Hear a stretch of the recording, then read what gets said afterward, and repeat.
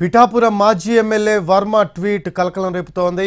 కష్టపడి సాధించే విజయానికి గౌరవం ఉంటుంది అంటూ వర్మ ట్వీట్ చేశారు. దీనికి పిఠాపురం ఎన్నికల ప్రచారంలో వర్మ జనసేన జెండాలతో ప్రచారం చేసిన వీడియోను షేర్ చేశారు. కాసేపటికే ఆ ట్వీట్ డిలీట్ అయిపోయింది. ఇది ఇప్పుడు చర్చనీయాంశంగా మారింది. కూటమిలో భాగంగా పిఠాపురం నుంచి జనసేన అధినేత పవన్ కళ్యాణ్ గెలిచారు. అయితే ఇప్పుడు వర్మ ఈ ట్వీట్ ఎందుకు చేశారు అనే ఆసక్తి నెలకొంది. దీనిపై వర్మ స్పందించారు.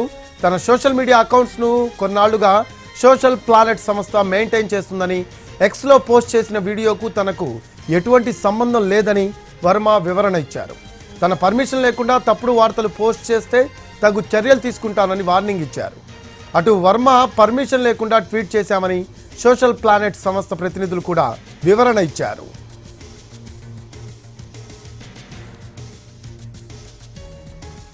మోర్ అప్డేట్స్ తెలుసుకుందాం. మా కరెస్పాండెంట్ సాయి సుధీర్ ఫోన్ లైన్లో అందుబాటులో ఉన్నారు. సాయి సుధీర్, పిఠాపురం మాజీ ఎమ్మెల్యే వర్మ ట్వీట్ ఎక్స్లో పోస్ట్ చేసిన పోస్ట్ కలకలం రేపుతున్న పరిస్థితి కనిపిస్తూ ఉంది.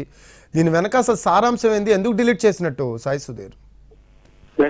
పిఠాపురం మాజీ ఎమ్మెల్యే వర్మ ట్వీట్ వ్యవహారం సంచలనంగా మారిందని చెప్పుకోవచ్చు. అంటే కష్టపడే విజయానికి గౌరవం అంటూ ఆయన ట్వీట్ చేశారు. దానికి సంబంధించి కొద్ది గంటల్లోనే ఆ ట్వీట్ కూడా డిలీట్ అయింది. అయితే దీనికి సంబంధించి వర్మ కూడా వివరణ ఇచ్చారు. ఈ ట్వీట్ తనకు సంబంధం లేదు. తన ట్విట్టర్ అకౌంట్ కావచ్చు, అదేవిధంగా సోషల్ మీడియా ప్లాట్ఫామ్ 3 సంవత్సరాలుగా ఒక సంస్థ రన్ చేస్తుంది.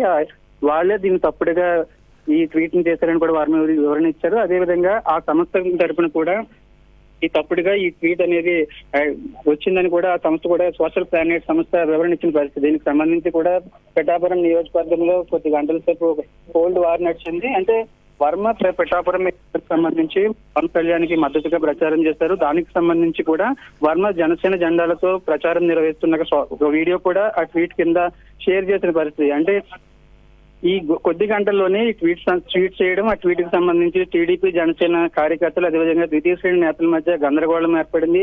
వర్మ ఈ విధంగా మొదటి నుంచి కూడా పిఠాపురంలో టీడీపీ జనసేన నేతలు అదేవిధంగా ద్వితీయ శ్రేణి నేతల మధ్య కొంచెం గ్యాప్ ఉంటుంది.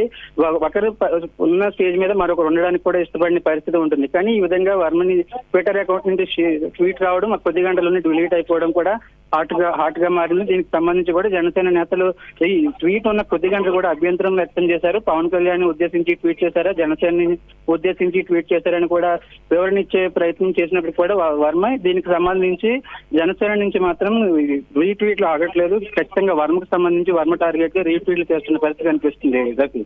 సాయి సుధీర్, అంటే వర్మ చెప్తున్న దాని ప్రకారం అంటే సోషల్ ప్లానెట్ అనే సంస్థ తన అకౌంట్స్ని మెయింటైన్ చేస్తుంది అని చెప్తూ ఉన్నారు. సోషల్ మీడియా అకౌంట్స్ని అంటే చాలా వ్యక్తిగత ఖాతాలని చాలామందివి సోషల్ మీడియా అకౌంట్స్కి సంబంధించి కొన్ని సంస్థలు మెయింటైన్ చేస్తూ ఉంటాయి. అయితే ఏ పోస్ట్ పెట్టాలన్నా కూడా దాంట్లో ఖచ్చితంగా పర్మిషన్ తీసుకొని వాళ్ళ వ్యక్తిగత ఖాతాల్లో ఆ సంస్థలు పోస్ట్ చేసే పరిస్థితి అయితే ఉంటుంది.